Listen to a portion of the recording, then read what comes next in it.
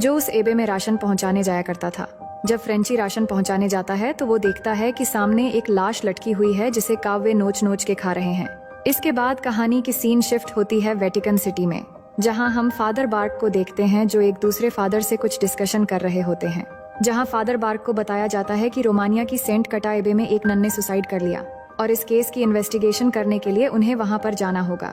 इस इन्वेस्टिगेशन में father bark के साथ एक नन को भी सिलेक्ट किया जाता है जिसका नाम है सिस्टर आयरन। सिस्टर आयरन ने अभी तक नन होने की शपथ नहीं ली थी। उसके बाद फादर बार्क और सिस्टर आयरन रोमानिया के लिए निकल जाते हैं। वहां जाकर वो फ्रेंची से मिलते हैं और उससे एबे के बारे में पूछते हैं, जहां फ्रेंची बताता है कि एबे के नाम से गांव वाले डरते हैं। फ्रेंची खुद भी राशन पहुंचाने 3 महीने में एक बार ही जाता है और सामान वहां पर रखकर वापस आ जाता है। अब पहले तो फ्रेंची उन लोगों के साथ वहां पर जाने के लिए इनकार कर देता है, लेकिन ज्यादा फोर्स करने पर वो जाने के लिए मान जाता है। फ्रेंची उन लोगों को उस आइस हाउस में लेकर जाता है जहां पर उसने सुसाइड करने वाली नन की लाश को रखा था। लेकिन जब ये लोग उस आइस हाउस के अंदर जाते हैं तो वो देखते हैं कि नन की लाश बैठी हुई है, जबकि फ्रेंची बताता है कि उसने नन की लाश को वहां पर लिटा कर रखा था। लेकिन फादर फ्रेंची की बातों को नजरअंदाज करते हुए लाश के पास जाते हैं, जहां फादर बार्क को लाश के हाथ में एक चाबी दिखती है और जैसे ही फादर वो चाबी उठाते हैं तो सामने वाले दरवाजे पे एक आहट होती है। वही दरवाजा है जिस दरवाजे से नन्स फ्रेंची से राशन लिया करती थी ताकि उन्हें एबे में से निकलना न पड़े। इसके बाद फादर उस नन की लाश को सम्मान के साथ दफना देते हैं, लेकिन तभी पास की कब्र पे लगी घंटी बजने लगती है, जिसको देख के सिस्टर आयरन उस घंटी की तरफ जाने लगती है। तभी फादर बताते हैं कि ये घंटी पहली महामारी के दौरान कब्र पे इसलिए लटकाया जाता था कि अगर कोई मरा नहीं है और उसे दफना दिया गया है तो वो ये घंटी बजा के बता सके कि वो मरा नहीं बल्कि जिंदा है।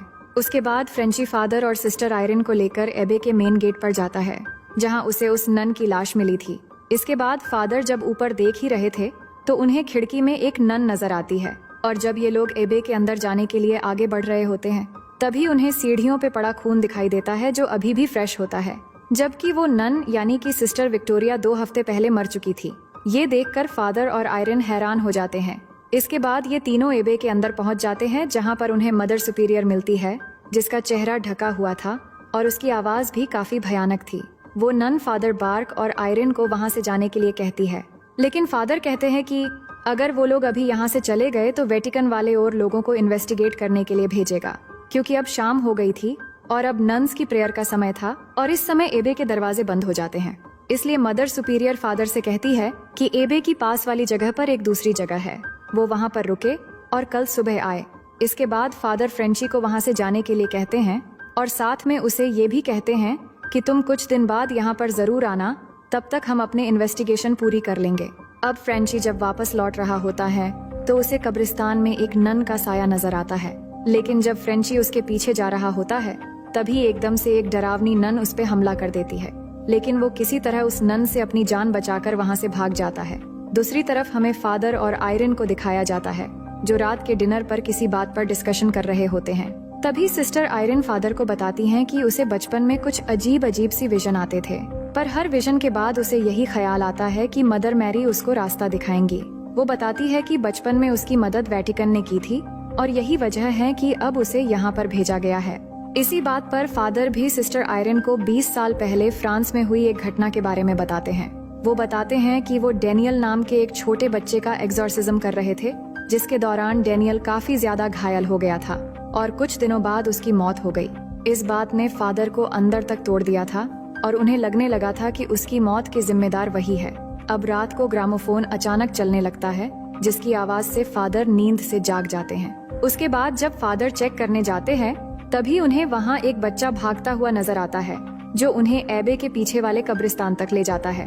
अब यहाँ फादर को पता चलता है कि वो आत्मा डेनियल की थी जो अब शैतान हो चुकी है, लेकिन तभी डेनियल के मुंह से एक सांप निकलता है जो फादर पे हमला कर देता है, जिसके वजह से फादर वहीं पर रखे हुए एक खाली कॉफिन के अंदर गिर जाते हैं और वो कॉफिन बंद हो जाता है, जिससे फादर वहीं जिंदा दफन हो जाते हैं और वो अपने मदद के लिए वहाँ लगी घंटी बजाने लगते हैं। तभी सिस्टर आयरन की हवा के झोंके की वजह से नींद खुल जाती है और उसे कहीं से प्रेयर्स की आवाजें सुनाई दे रही थीं और वो जब उस आवाज का पीछा करते हुए चर्च तक पहुंचती है, जहां उसे बहुत सारी नन्स प्रेयर करती हुई दिखाई देती है।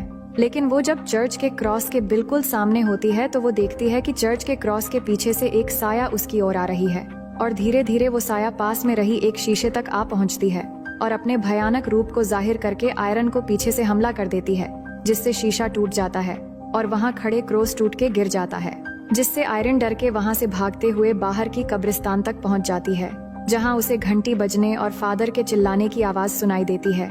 तभी वहाँ के कब्र पे लगी सारी घंटियां बजने लगते हैं, जिसके आवाज से आयरन को इल्यूशन होने लगता है। तभी सिस्टर आयरन अपने आप को काबू कर लेती है, जिससे उसे पता चल जाता है कि फादर किस कब्र में दफन है। उसके बाद वो जल्दी से फादर को कब्र से बाहर निकालने के लिए खोदना शुरू कर देती है, लेकिन इससे पहले कि वो फादर को बाहर निकाल पाती, कब्र के अंदर फादर पे एक शैतान अटैक कर देता है। पर वो शैतान फादर को घायल कर पाता उससे पहले सिस्टर आयरन फादर को बाहर निकाल लेती है, जिसके बाद फादर को उस कब्र में कुछ किताबें दिखाई देती हैं, जिनको वो अपने साथ ले जाते हैं। अब अगले दिन वो दोनों एबे में जाते हैं और वहाँ की मदर सुपीरियर को आवाज लगाते हैं, लेकिन आगे से कोई जवाब नहीं मिलता और तभी अंदर का दरवाजा अपने आप खुल जाता है। इसके बाद फादर आयरन को एबे के अंदर जाने को कहते हैं और जाने से पहले उसे वही चाबी देते हैं जो फादर को उस नन की लाश के हाथ में मिली थी, और उसे कहते हैं तुम्हें पता लगवाना है कि आखिर ये चाबी किस चीज की है। अब सिस्टर आयरन जब एबे के अंदर जाती है तो उसे वहाँ एक नन नजर आती है, तो वो उस नन को आवाज लगाती है, लेकिन वो नन कोई जवाब न देते हुए वहाँ से चली जाती है और आयरन भी उस नन की पीछा करते हुए चर्च के अंदर चली जाती है, जहाँ उसे एक नन प्रार्थना करती हुई दिखाई देती है। इसके बाद आयरन उस प्रार्थना करने वाली नन को कई बार बुलाती है, लेकिन वो कोई जवाब नहीं देती।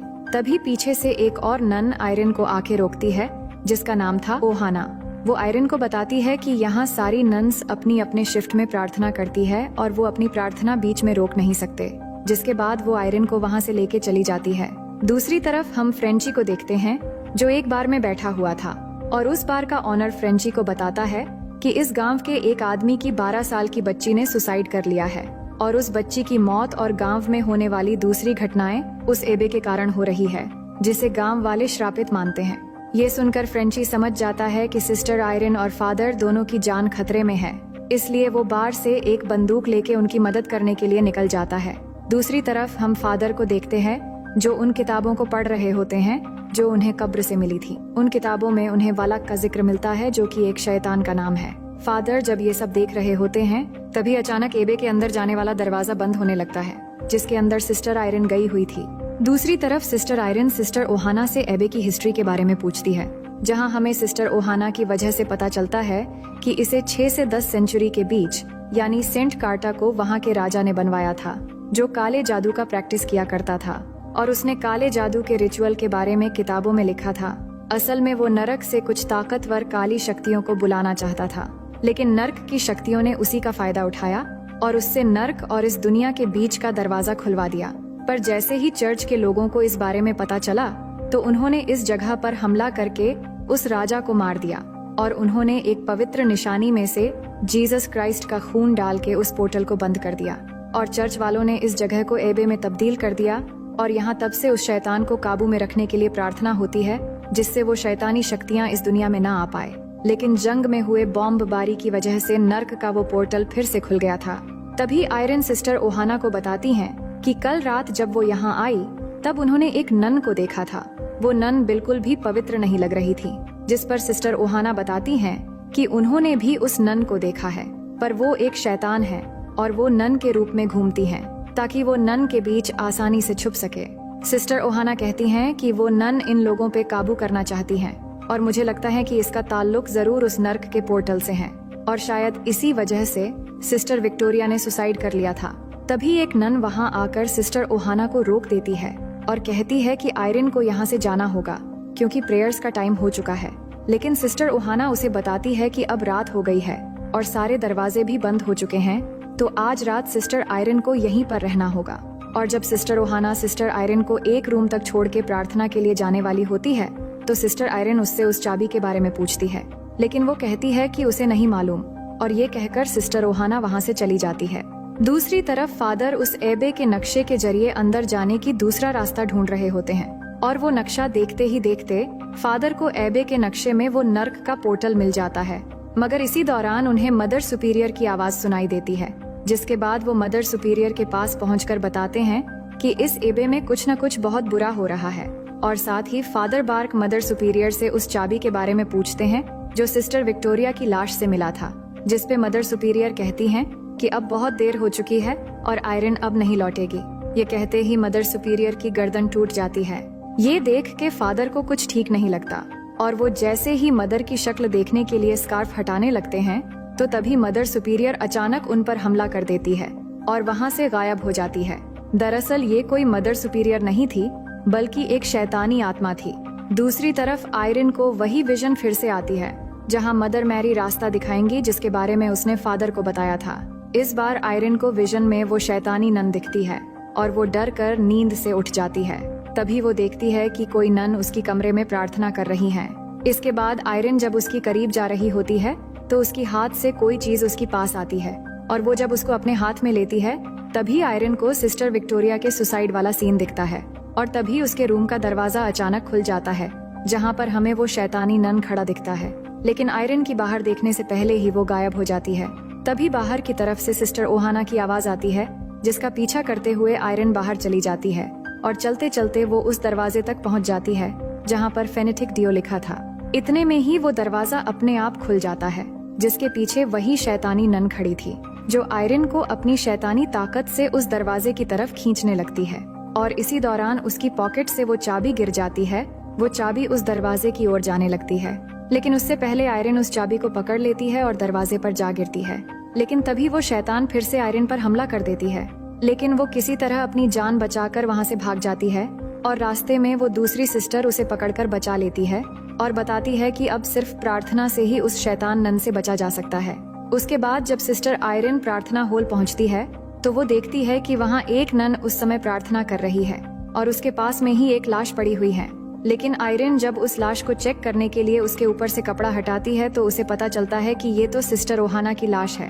दूसरी तरफ फादर को डेनियल फिर से दिखता है एक शैतानी रूप में जो फादर पर हमला कर देता है, लेकिन फादर अपनी जान बचाकर वहाँ से भाग जाते हैं। असल में वो शैतानी नन ही है जो डेनियल की रूप में आकर फादर को डरा रही थी, यानी उस शैतान नन ने फादर की कमजोरी पकड़ ली थी जो कि है डेनियल की मौत, और इसलिए वो फादर पे डेनियल के रूप में आकर हमला कर रही थी। इधर चर्च में कई सारी नन्स आती हैं जो काफी डरी हुई होती है।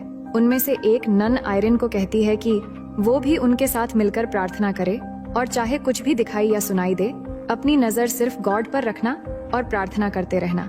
तभी मदर मैरी की आंखों से खून आने लगता है और शैतान सभी नन्स के ऊपर हमला करके उन्हें प्रार्थना करने से रोक देता है, लेकिन सिस्टर आयरन अपनी प्रार्थना को कंटिन्यू रखती है।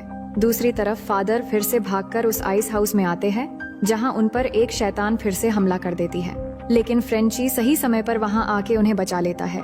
वहीं हम सिस्टर आयरन को देखते हैं जो अपनी प्रार्थना कंटिन्यू कर रही होती है और तभी वो शैतान प्रार्थना कर रही आयरन पे हमला करके उसके पिठ पर एक निशान बना देता है जो कि एक शैतानी ताकत का निशान है।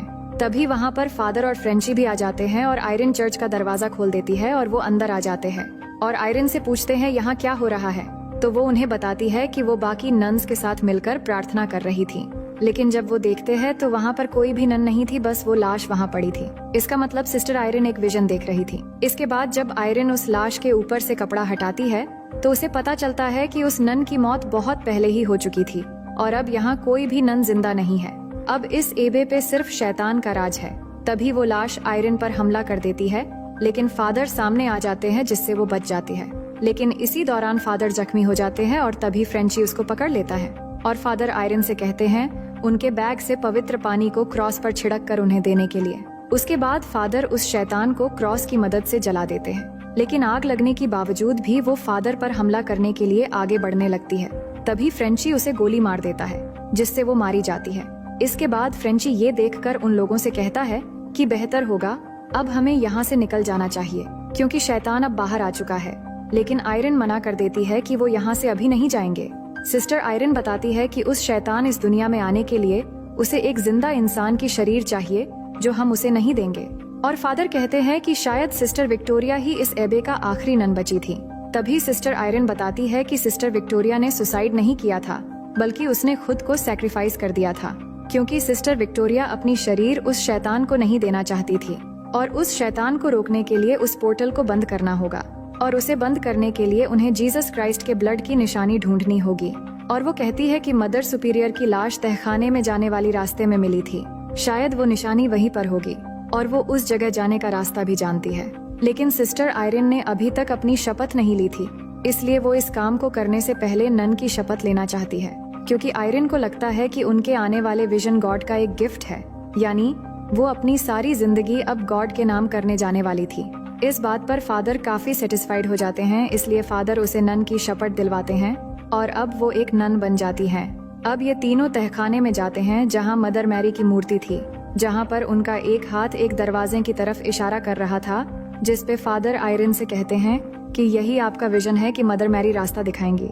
इसके बाद आयरन उस चाबी से वो दरवाजा खोल देती है, जहाँ पर उन्हें वही पवित्र निशानी मिल जाती है जिसमें जीसस क्राइस्ट का ब्लड था, और फादर उस निशानी को आयरन के गले में पहना देते हैं। उसके बाद ये लोग उसी फेनेटिक दियो वाले दरवाजे के अंदर चले जाते हैं और उस पोर्टल को ढूंढने के लिए तीनों अलग अलग डायरेक्शन में चले जाते हैं। इधर फ्रेंची जब जा ही रहा होता है तो उसे दरवाजा खोलने की आवाज आती है, लेकिन वो जैसे ही देखने जाता है तो वो शैतान उसे डराकर वहाँ से भगा देता है। दूसरी तरफ हम सिस्टर आयरन को देखते हैं। जब वो एक रास्ते पर जा रही होती है तभी उसके पीछे हम एक नन को चलती हुई देखते हैं, और आयरन जैसे ही मुड़ के पीछे देखती है तो उस पे एक दूसरी नन हमला कर देती है, जिसका चेहरा गायब होता है। लेकिन आयरन किसी तरह वहाँ से भाग जाती है। तब उसे वहाँ पर एक दरवाजा नजर आती है और वो एक कैंडल लेकर उसके अंदर चली जाती है। अंदर जाने के बाद अचानक वहाँ पर एक कैंडल जलता है, जिसके बाद आयरन जब उस कैंडल के पास जाती है तभी वहाँ पर एक एक करके कैंडल्स जलने लगते हैं, जिसके बाद वहाँ पर उसे वही स्टार वाला निशान नजर आता है जो शैतान ने उसकी बॉडी पर बनाया था। ये देखकर आयरन डर जाती है और जब वो वहाँ से भागने की कोशिश करती है तो वो देखती है कि वहाँ कई सारी नन्स खड़ी है जिनके चेहरे ढके हुए थे, और तभी सारे दरवाजे भी बंद हो जाते हैं। तभी फ्रेंची को आयरन की चीखों की आवाज सुनाई देती है और वो उसे बचाने के लिए उसी दरवाजे तक आता है। दूसरी तरफ फादर को भी शैतान नन्स दिखती है, लेकिन फादर आग का क्रॉस बनाकर अपनी जान बचा के वहाँ से भाग जाते हैं। इधर फ्रेंची जब उस दरवाजे के अंदर जाता है तो उसे वहाँ पर बहुत सारी शैतान नन्स नजर आते हैं, लेकिन फ्रेंची बिना डरे उनके बीच से होते हुए आगे बढ़ने लगता है, मगर तभी वो सारी नन्स वहाँ से जाने लगते हैं और वो देखता है कि सिस्टर आयरन उस निशान के बीच में अजीब पोजीशन में खड़ी होती है। दरअसल शैतान ने आयरन को अपने वश में कर लिया था। उसके बाद फ्रेंची जब आयरन के पास जाता है तो वो जोर से चिल्लाती है, जिससे फ्रेंची हवा में लटक जाता है और वो फ्रेंची से कहती है कि उसने सबको अपनी जिंदगी में निराश किया है। ये कहकर आयरन फ्रेंची पर गन तान देती है। तभी फ्रेंची जीसस क्राइस्ट का ब्लड आयरन के चेहरे पे लगा देता है, जिससे वो शैतान आयरन के शरीर से निकल जाती है। लेकिन वो शैतान नन दोबारा से फ्रेंची पर हमला कर देती है और आयरन जब फ्रेंची की जान बचाने के लिए उसकी तरफ जाती है तो वो शैतान आयरन को दूर फेंक देती है जहाँ पे पानी भरा हुआ था। तभी फादर भी वहाँ पहुँच जाते हैं, जहाँ फिर से वो शैतान डेनियल के रूप में एक बार फिर से फादर पर हमला कर देता है, जिसके मुंह से एक सांप निकलता है जो फादर की गला घोंटने की कोशिश करता है, लेकिन फादर उससे बच जाते हैं, मगर वो सांप फादर की आंख पर हमला कर देता है, जिससे उनका आंख इंजर्ड हो जाता है। दूसरी तरफ सिस्टर आयरन जब पानी से बाहर आने लगती है तो उसे पता चलता है कि वो पाक निशानी यानी कि जीसस क्राइस्ट की ब्लड उसकी गले से निकलकर पानी में गिर गई है। लेकिन वो जब उसे लेने की कोशिश करती है तो उसे महसूस होती है कि वो शैतान नन पानी से बाहर आ रही है।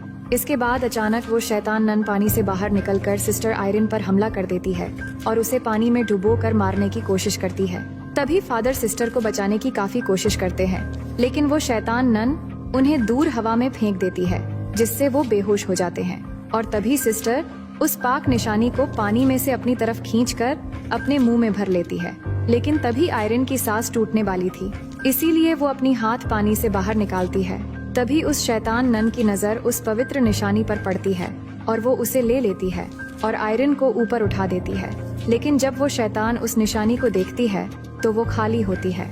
उसके बाद जब वो शैतान सिस्टर को मारने वाली होती है तभी सिस्टर अपने मुंह में भरा हुआ ब्लड शैतान की मुंह पर थूक देती है, जिससे शैतान नन का वजूद खत्म होने लगती है और उस ब्लड की कुछ बूंदे पानी में भी गिर जाते हैं, जिससे वो पानी पवित्र हो जाती है, जिससे वो पोर्टल भी खुल जाती है और वो शैतान नन उस एबे को छोड़कर उस पोर्टल से वापस नर्क में चली जाती हैं और हेल का वो पोर्टल फिर से बंद हो जाता है।